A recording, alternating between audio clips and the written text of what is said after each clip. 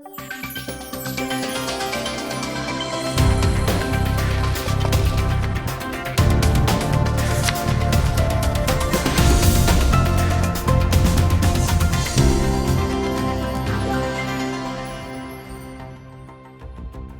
بینەرانی بەڕێز لە ئەڵلقەی ئەم جارەدا بەردەوام دەبین لەسەر پرسی سەلاحەددینی ئەیوبی و ناسنامەکەی هەر لەگەڵ زۆر بەڕێز مامەستا سۆران حامەڕەشی مێژونووس. مامەستا سۆران جارێکتر بەخێر بێت. ئێمە لە بەشی یەکەمدا باسی سەلاحەددین و ناسنامەی سەلاحەددینمان نەکرد. دوام خست بۆ ئەم بەشە. بەم پرسیارە زۆر سادەیە دەست پێ بکەم. سەلاحەددین چێ؟ سەلاحەددین لە بنەماڵێکی کوردە، ئەمانە خەڵکی ئازەربایجانن. پێشەوەی ئەو بڵین ئەبێ بزانین ئازەربایجان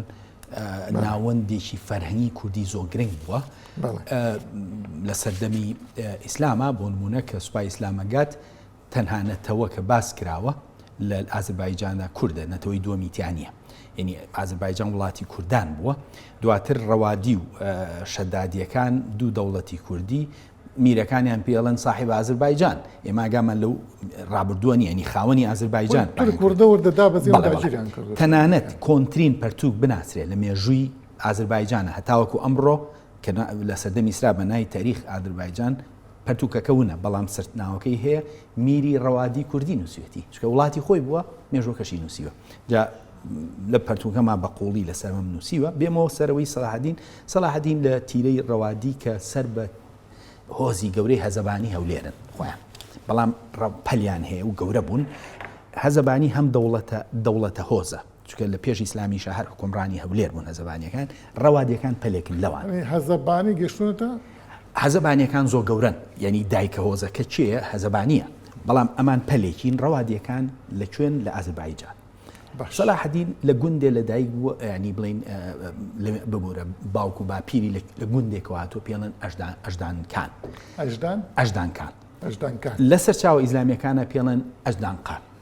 ئەم گوندە سەرچاوی زۆر لەسرە، سەرچاوی پێش ئیسلامی لەسرە. ساڵی 1500 ساڵەمەوە پێش پیاوێکی ئەرمەنی باسی و گونداکە. ئەم ئەژدانە لە ئەژدەهاکەوە پێ بڵم پیاوێکی ئەرمەنی هەیە ناوی موسای خۆرینە. موسای خۆرین مێژونووسە لە سەدەی پێنجەمی زاینیانی نزیکی 1500 زیاتر ساڵەمەوە پێش قساکە لەسەر ئەوەی ئەگاتەوێ ئەڵێ تاریخ زۆر مێژوو زۆر سەیرە، خەڵکی ئەم ناوە ئێستا لاوک و حەیران بڵێن بە گۆرانیەوە باسی ڕابردووی خۆیانەکەن کە چۆن پاشای میت کە ڕووخا دوا پاشا ئەڵێ بەخۆی و بڵێ بنەماڵەکەی و میر و شاژنوشتەکان هەمووی هاتن ئالێرە. ئەڵێ مە هەر شوێنی خۆیان بوو، هەر میدی بوو ئەم شوێنە، هاتن لێرەمانەوە لە ئەژدانقان. ئێستا بە ناوی ئەوە پێڵەن ئەژدانکان، چکە لێرەوە ژیان جا سەیری کە ئەو بنەماڵێ لەکوێ لە بنەمنی دیسانەوە بڵین پاشایەکی گەورەی کورد لە گوندێکەوە لە یەن کە ڕێک ئەو پاشخانەی هەیە، ینی ماڵی سەلاحەددین ئاگاداری ئەوە بوون کە میدین، یعنی ئاگاداری ئەو پاشخانە میدیە بوون. من بەسەرگۆرانیشان بەسەر ڕابردووی خۆیان ئەمە نزیکەی 600 ساڵەمە پێش سەرچاوە واڵێ لە گوندەکەیە ئەوە کراوە، لە گوندەکەی سەلاحەددینەوە کراوە. ئەمە سەرچاوە پێمەڵێ. دوایی ئەم بنەماڵەیە یەن بەرەو بەغا کێن بۆ برەوەغا والی بەغا بڵین لەگەڵم بنەماڵەیە دۆستایەتی هەیە. باوکی سەلاحەددین بڵین بە باپیری سەلاحەددین کە شادە ناوەکەشی کوردیە،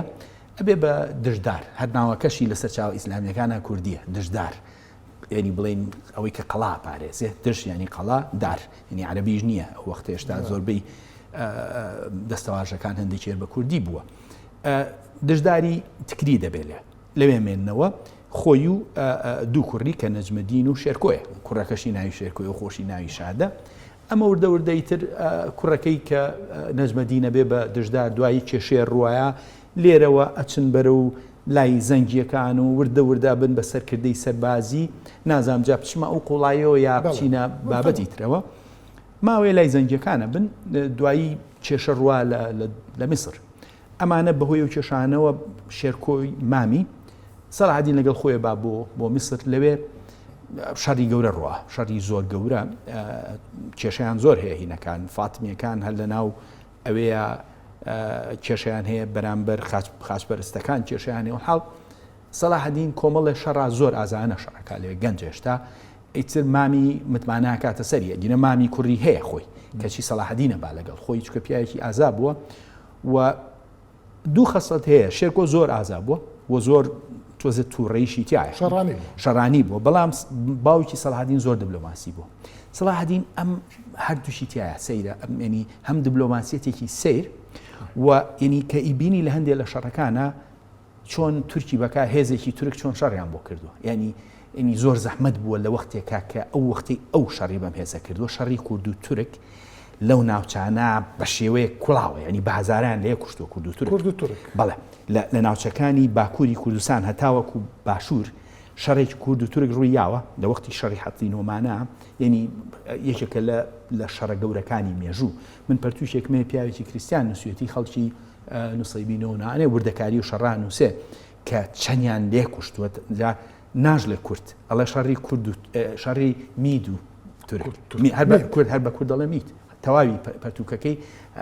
یەک دوو جار پێیانەڵێ کوردەجین هەرەڵە میت ینی بۆی بزانی ئێمە کەژڵی میت هەر ئەو باگنانجا چی خۆشە مێژوونوسێکی ئەرمەنیمان هەیە کە ئاماژە بە سەلاحەدینەکە ئەڵێ دوای فاتمیەکان میدەکان حکمڕانی میسریان گردە دەست ئەمڕۆ پێیان ئەڵێن کورد ئەمە 700 ساڵەم و پێش زۆر باشە مامۆستا سەلاحەدین زۆر جار ئەوترێت بعضێک کەس مەسەلەن ئەوەی کە لە تاری ئەڵێن خۆی بە کورد نەزانیوە بەڵێ ئەم قسەیە چۆن تا چەند پاستە خۆی بێ تۆزانی لە ساڵی 900 لە سەدەی 20ەمە بابانیەکان هەماوەندیەکان ئەمە باهین وەری ناگرم جافەکان بە تۆمار هەمە وتوانێمە ئەسڵما عەرەبە باشە شانازیەکەین کوردین ئەسڵما ئەمە بۆیم نمونەیەنمەوە نەک بۆی هیچ کەسێ لەکە دارکەم بێت گەڕینەوە بۆ ڕابردوو بابانەکان نەگەڕێن و سەر فەقی ئەحمەدی داڕەشمانێ بۆی پێ بڵم ئەمە بۆ لەبەرەوەی جاران تیۆریەکە بوو ئێمە 100 ساڵە خەریکی تیۆری ئارینین تیۆری ئاری بەحقات تیۆریە وەکو تیۆری سەردەمی ئیسلام بوو کورد لە بنەچەیەکی عەرەبیەوە هاتووە لەبەرەوە هەموو میرێکی من برەچەم عەرەبیە ینی تۆ سەیری ئەحمەدی خانی کە چەنە کووردە کە باسی میری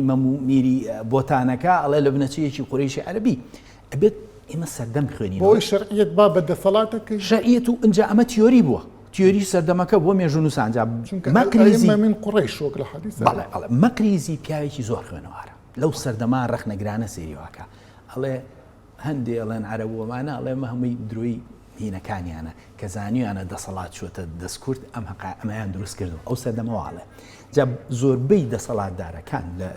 ئەگەر سەیری پەرتوکەکەی شەرەفخانکەی زەلام هەیە خۆی گەڕێتەوە بۆ خالید وەچەی نییە نیوەی کوردی دەسەڵاتدارە کوردەکانی باکوور خۆیان گەڕێن بێ ڕابردووە ئەمە قوبوڵ کراو بووە ئەمڕۆ ئێمە پێمان ناخۆشە بەڵام نابێت بە پێوەری ئەمڕۆی خۆمان زۆر باش حکمی ڕابردوو بەس با بڵێن ئەو دیاردانە چین کە سەلاحەدین بکەین بە کورد پێی بە کوردی قسەی کردووە بەڵێ کوردی دەوری خۆی یاوە جێگشەکەی کورد بوون بەڵێ جارە سەرەتا وەکوتم ئەوە مامی ناوی شێرکۆیە باپیری ناوی شادە ئەمە وەکو ناو کە چۆتە میسر سەلاحەدین کە ئیتر فاتمیەکانە شتێنە چیەکە کابرایەکی قازی شافعی هەولێری لە هەولێرەوە ئەیبا بۆ میسر بۆ فەرزکردنی ئەو پێی وایە مەذهبی کوردی شافعی بۆ سەردەما ئەو ئەمڕۆ مەبینە مەسەب کێشە نییە ئەو سەردەما ینی ناسنامەی کوردی بووە ناسنامەی کوردی سوننا چکە بۆ من کوردی شیعەش هەیە بەڵام ناسنامەی کوردی سوننا کە زۆری نەبووە شافعی بووە لەبەرەوە تۆ هەچی زانای مفتی شافعی لە مەکەش هەر کورد بووە لە دواتریش ینی تا سەردەمی 200 ساڵەمەوە پێشجا ئەمە چی کردووە یەکسەر ئەوەی کردووە سوپاکەی عەرەبیتیانە هەر سوپاکەی عەرەبیتیانە سوپاکەی توشکی بەکارهێناوە نەتووی بەڵام عەرەبی بەکار نێناوە باشە تورکەکانیش کوردیان بەکارهێناوە ینی ئەوەی ئەو کردوێتی جیاواز نییە لەوەی تورکەکان دە سوپاکە ئەمەیە بوو بەڵام سەرکردە گەورەکانی کورد بوون و دەوڵەتەکە لەسەر چاوەکە وا لە سەلاحەدین بێنین لەسەر چاوەکانە دەوڵەتەکە بە کوردی باگرا اینجا لە ڕووداوەکانە دەرەکەوێت ئیبن خەلەکان ئاماژە بە ڕووداوێگەکە کاتێ سەلاحەدینە بێ بە وەزیر کێشە دروزە بێ میرە کوردەکان چاویان لەو پێگەیە چکە شێرکۆ مردووە سەلاحەدینە گەنجە ئێستا ئەو پێزووتوان شتێکی وایە دوو مانگ شێرکۆ دوو مانگ وەزیر بووە زۆر نەبووە وەڵام ئەمان هەمووی چاویان لەو پێگەیە ئەمە وەرگری میرە کوردەکان و ئاخوان سەلاحەدین ئەبێ بە ینی مشتومڕ و دانوستان لەسەری دەسەڕاستی سەلاحەدین چیە شێعیسا هەکاری سێم ناوەخۆشانە شێعیسا ئەکەوێتە بینەوە بۆ وەکو دیبلۆماسیەک پیاوێکی هەم خوێنەوار و هەم دیبلۆماسی و هەم سەرکردەی جەنگ شێعیسا ئەکەوێتە بینەوە ینی ڕازیان کە دوایی ئەکە تو خاڵی سەلاحەدینی یەکەم سەلاحەدین خوشکەزاتە دووەم ئەگەر دەسەڵات لە دەست کوردەوە دەرچێ ئەچێتە دەست تورک بەرامبەرەکەی ئەمە قوبوڵەکە کەواتە هەستی کوردبوون هەبووە ئەگەر وانە بێت چۆن ئەوە قوبوڵەکە لەسەرەوە ئەساسە پێڵێ کاکە بوازی لێ بێنە دەسەڵات لە دەست سەلاحەدین ئەچێت دەست تورک با لە دەست کورد دەرنەچێ ئەمەی قوبوڵ بووە کەواتە هەستی کوردبوون هەبووە هەستی کوردبوون کاڵم هەبووە 200 ساڵ پێش سەلاحەدین حسێنی بەشنەویمان هەیە کاکسۆرە حسێنی بەشنەوی پێش سەلاحەدینە لە سایەی دەوڵەتی مەروانیە لە باکووری کوردستان شعرەکەی بەدایان سەرچاوی ئیسلامی لەسەر ئەمە هی من نییە وەرە بیخوێنەرەوە شعرە ئەڵێ ئێمە یارمەتی دەوڵەتەکەین لەبەر چاوی عەرەب و عەجەم سێری و هەستی کوردبوون ئەمە 200 ساڵ پێش ئێمە بە هەڵەیەکی گەورەمە لا دروست بووە وەڵا گوایە هەستی نەتەوەیی و هەستی کوردبوون نەبووە نەخێر بەمانە ئەوەی سەدەی بیستەم نەخێر نەبووە ئەمە ناسیۆنالیزمی ئەوروپی جیاوازە بەڵام هەستی نەتەوەیی زۆر بەڕوونی هەیە ینی من سەرچاوم هەیە بە سەرچاوە قساکەم نەگێ ئەمە بە خەیاڵاتێک وڵا سەردەمی سەلاحەدین هەستی نەتەوەی نەبووە نەخێر شەڕی کورد و تورکم هەیە لە سەردەمی سەلاحەدینە و نامەم هەیە کابرایەک ئەڵێ یەکێ لە والی قودس ئەڵێ سەلاحەدین بۆ خاتی خۆیاکێ لە بنەماڵەکەی خۆ بنێرە نە کورد گوێ لە تورکەگەی نە تورک چکە سوپاکە تورک و هێنیتە ینی کێشە هەبووە اینجا کە مەلیک عادل ئەمرێ لە میسر کوڕەکەی لەکوێیە سەیری کوڕەکەی لەکوێ داناوە لە ناو جەرگەی دڵی کوردان حەسەن کێف باشە کوڕەکەی لەوێوە تورانشا بەپەلا ئەچن بە هێزێک ڕوا لەوێ بهێنێ باوکی هێزێکی تورکی دروست کردەوە لە مەمالیک لە عەبدی تورک ئەم هێزە زۆر گرنگ بوون بۆی بەڵام کە هێتە ئەوێ کوڕەکە کووردە لە حەسەن کێف گەورە بووە هەموو ئەوانەی لە پشتین کوردن وردە ئەوێ لە دەسەڵاتی تورکەکان بە یعنی ئەوێ لاوازیان کە ئەمانیش چەند وەختە لەژێ سایی باوکییا هێزی سەرەکی بوون لەوێ ئەی کوژن ئەم کوڕە پاش ماوەیەکی کەم لە میسرەی کوژن کە ئەی کوژن یەکسەر سەریکە جا بۆ ئێڵم هەستی کوردی زۆر ڕوونە هێزێک لە شام یەکسەرە چێ هێزە تورکیەکە چەگەکا لێ بۆی تورک سەری ئەمە بۆی سەری ئەم ڕوونی نەتەوەییەکە کە بە هەموو شتێکی بینی ئەم هێزە چەگەکە یەکسەر میرێکی ئەیوبێنین بۆ پاشای بۆی شام لە دەست نەچێ ئەوە میسر لە دەست چوو و ئەم پاشای بە چەندین هەوڵەیە ئەوێ میسر وەرگێتەوە ئەگەر مەغۆل نەهاتایە ینی دەوڵەتی ئەیوبی لەوانە و بۆ سەدان ساڵ دوایەوە بمایە جا ئەمە ینی لای من ئەمە هەڵە تێگەیشتێکی گەورەمان هەیە ئێماڵین وڵا سەردەمی سەلاحەدین هەستینەوە نەتەوەیی نەبووە جا وەکو پێم وتی ئەوە لە دانیشتنیانە هەستی کوردی هەبووە و سەرچاوە پێڵێ کورد و ئەمان تەنانەت گۆرانی بێژیان لە هەولێرەوە بردووە بۆ دیوەخانیان شاعیر بەناو هەمە لە هەولێرەوە چەند شاعیریان لە هەولێرەوە بردووە بۆ دیوەخانیان لە میسر ئەمان جوان لە کوردی با بێمە سەر مەسەلەی سەلاحەدین و دەوڵەتی فاتمی طبعا سەلاحەدین وەزیرێک بووە ئەوش کە نورەدین زەنگی لەگەڵ مامیان ناردوێتی دوای مامی ئەبێتە وەزیری دەوڵەتی فاتمی کە ئەلعازیت باللایە ئەو کاتە خەلیفێ یعنی ئەوترێ سەلاحەدین بە فێڵ و بە سیاست عازیدی لا بردووە و لە ناوی بردووە و دەوڵەتی فاتمی لە ناو بردووە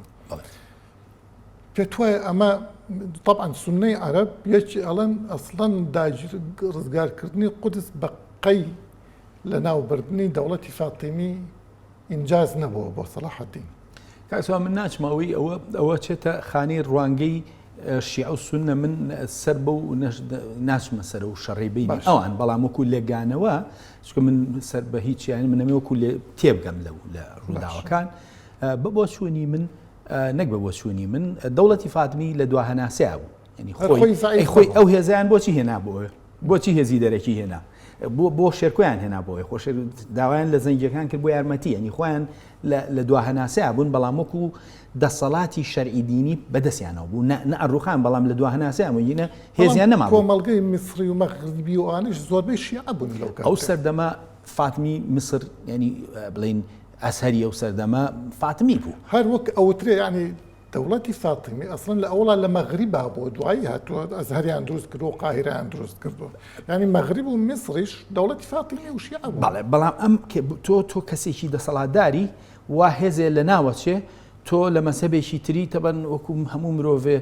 تۆ ئێستا خاوەن بیر و بڕواژی خۆتی حەزەی بیر و بڕواکت زاڵێ ئەمە هەموو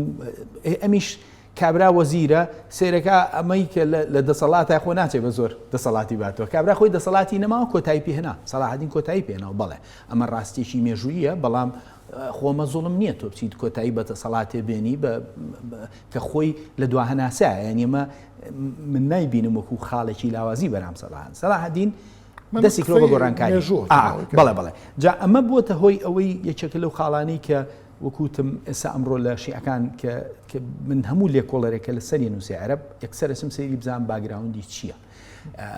جا بۆی بیبینی چیمان پێکرێ ئێستا کابرایەک هێنایی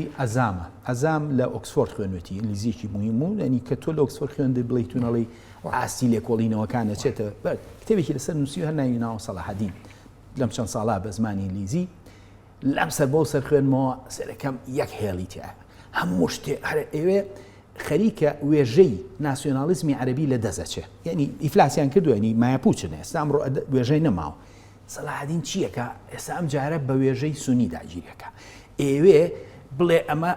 جاری تر داگیرکردنیی عەرەبیە ئێوێ سەلاحەدین ناسنامەیەکی درۆیینەی بۆ دروستکە کتێبیشی زۆر گرنگە بەڵام وەکو من وەکو لێکۆڵەرێ بە ڕەخنەگرانەی خوێنمەوە سەیری یەکەم ئەم کابرایەوێت چی لە سەلاحەت چۆن یاری بۆ نمونە لە شوێنێکە ئاڵێ چی زۆربەی زاناکانی ئەو سەردەمە عەرەب و فارس بوون شەڕکەرەکان تورک و کورد بوون لە کاتێکدا خۆی وەکو سەرچاوە کەی شارە زووری بەکارێنێ ئیبن خەلەکان بەرەکە ئیبن ئەثیر بەکارێنێ سییانیان کوردن باشە ئەمانە ئەوە کە لە پێگەیەکی زانستی وایان جاریوا زۆر ڕەهای قساکەن ینی جا بۆیە ئێمە هەموو وەختێ بێت زۆر کورد زۆر بە وردی لەسەر و بابەتانی ئیشکانی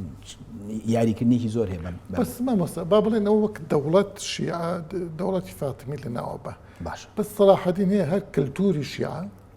و خەڵکی شیعەش ئەلبەتە بە کوشتن نا بەس ئەوترێ مەسەن مەقریزی لە کتێبەکەی خطەتی مەقریزی باسیەوەکە وەزام ئیبن خەلەکان و ئیبن ئەثیریش باسی بکەن کە سەلاحەدین هاتووە نێری فاتیمیەکانی جا کردو لە مێیەکان هەرێکی لە قەسرێکەدا ناون تا وردە بۆ خۆی لە ناوچوون ئەلبەت دەسەڵات دارەکانە و هەموو ماڵەکەشی تۆزیای کردوون دوای چەند شۆڕشێکیش دژی کراوە هەتا ویستوانە بیکوژن لەبەر ئەوەی ویستوێتی شیعەگەری لە ناوبە و فعلەن لە ناویشی برد یعنی پێتوانێ ئەمەش بۆ خۆی یعنی یەکێکە لەو قسانی کە لەسەر سەلاحەدین و تا ئێستا شیعە لەگەڵ کووردا لەوە چێ لەسەر ئەم مەسەلەیە هەموو جیهانە کە دەسەڵاتێک و ئەو سەردەمە کە دەسەڵاتی هاتووە بۆ نمونە کریسیان هاتوونەتە ڕۆژهەڵاتی ناوەڕاست کە ڕۆم بوون کریسیانیتیان بڵاوکە خۆ ئیسلام لاو ناکەنەوە ینی ئەمە هیچ ینی نەعیب و عاریە نە هەموو تێگەم منیش ئەمێ وەڵامی بمەوە ئەم پیاوە شافعی بووە و سونیێکی شافعی بووە ئەمەی بڵاو کردوتەوە بەڵام ئەوە نەبێ بۆ نمونە لە ژێر باڵیانە شتی تریش بڵاو بێتەوە چەنەها خانەقەیان دروست کردووە ئەمانە بنەماڵێکی زۆر خوێنەوار بوون ژنیان بۆ نمونە ژنیان دەسەڵاتێکی گەورەی هەبووە بەڵام ئەوەی کە فاتمی لەناوبە ئەمە نەک وەکو جەنۆسایت بەڵام وەکو سوڵتەیەکی نوێ کەیەت ئەو مەزهەبە ئەباتە پێشەوە کە هی خۆیەتی و لە لای من وەکو کوردێک منەی بینم کە ئەوەی سوێتی کوردبوون لەو سەردەما لە شافعیەتە لەو سەردەما ئەبێنا بۆیە لەم خوێنەوە زۆر گرنگە شافعی بوونێکێکە لە بڵێن شەقڵەکانی ناسنامەی کورد بوون بۆ ئەو سەردەما لەبەرەوە ئەو دەتوانێت تا ئێستاش ئەوە خەریکە کاڵە بێتەوە خەریکە کاڵێ بۆ تا 100 ساڵیش لەمەوە پێش زۆر بەڕوونی هەبوو ینی بڵین خوێندنگە لە حوجرەکانە بابەتێکی گرنگ بوو بەڵام خەریکە ئێستا تەنها شیعە و ئەوانەی ترەمێنێ خەریکە سونیەکان هەمووی کاڵە بنەوە بەڵام لە ڕابردووە بۆ نمونە من لە ماوە ئاگادار بوو من شەریعە اختصاصی من نییە بەڵام سێرەکەم بۆ نمونە حەنەفی قبوڵیەکە خەلیفە لە دەروی قوڕیشا بێ ئەمە یەکێکە لە هۆکارەکان کە تورک حەنەفیە بەڵام دیارە ئەوان بەتەما نەبوون ئەو ماڵی سەلاحەدین جا با بێمەوە سەر زۆر بخوا ئەوە هەڵە تێگەیشتن هەیە تۆ زانی حاجیەکانی سەلاحەدین لەگەڵ حاجیەکانی عباسیەکانە بووە بە شەڕیان کوشتنیتیا بووە لە حەج ئەو وەختەش ئەو هینانە هەبووە لەسەرەوەی کە کێشە دروزە بێ لە ینی خەلیفە ترسێ لە سوڵتەی سەلاحەدین کە سەلاحەدین خەریکە شەریعەت وەرەگرێ شەریعەتێکی گەورە لە بەرەوەی ئەو شەڕە گەورەی بردوتەوە شەڕێکی وەکو پێوتم ڕاندێکی زۆری کەڵتوری و مێژووی هەیە کە تۆ ڕۆژهەڵات و ڕۆژئاوای یا بەیە کا سەلاحەدینە و ئەو جەنگەی بردەوە بردنەوەیەکیش ینی خەلیفە یارمەتی نەیەوە خەلیفە ترساویشە لەوەی کە سەلاحەدین گەورە ببێت چکە سەلاحەدین تا بڵێن جزیرەشی بەدەستەوە ببێت لەوە بەڵێ مەکە و مەدینەوەمانی بەدەسەر و تەنانەت جا بەرێکی سێمی ماڵی سەلاحەدین کە کۆچی دواییەکە لە یەمەن مەلیکەکانی یەمەن ئەوان بوون ئەنێرێ بە شوێن شێخێکی هەولێری جا زۆر بەس پەیوەست بوون بە هەولێرەوە لە بەرەو بنەماڵی هەزەبانی و لە ڕێی هۆزەوە ئەنێرێ بە شێخێکە لای ئەوە سێ دەکا ئەو بینێژە زۆر باشە بێمە ئەم سەردەما زۆر جار ئەوترێت بەهۆی ئەوەی کە سەلاحەدین کووردە و ئەو دەوڵەتی سەلیبی ڕۆخانەوە وای کردووە لەبەرەوە تا ئێستاش سایکسبی کۆش ئەنجامی ئەو ڕقەیە کە غەرب لەسەر سەلاحەدین هەیەە ئەمە قسەی چی تا چەند عیلمیە ینی کاکسۆران ئێمە زۆر لە بۆچوونەکانمان لەسەر زانست و تێگەیشتن گەڵاڵە نەکراوە خەیاڵاتی خۆمانە ئەڵێن زیاتر ئەچێتە خانی ئەڵێنەوە کە چیتە پشتی ئەڵێنەکانەوە ئەبێ سێری نووسینی ئەوروپی بکەین بۆ نمونە کە ئیمبراتۆری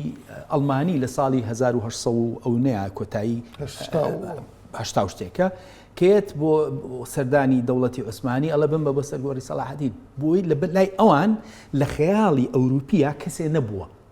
لەکە پەرت و کوشتیان مەنی بڵێن پاشا شتەکانیان کەسێ نییە لە سەلاحەدین گەورەتر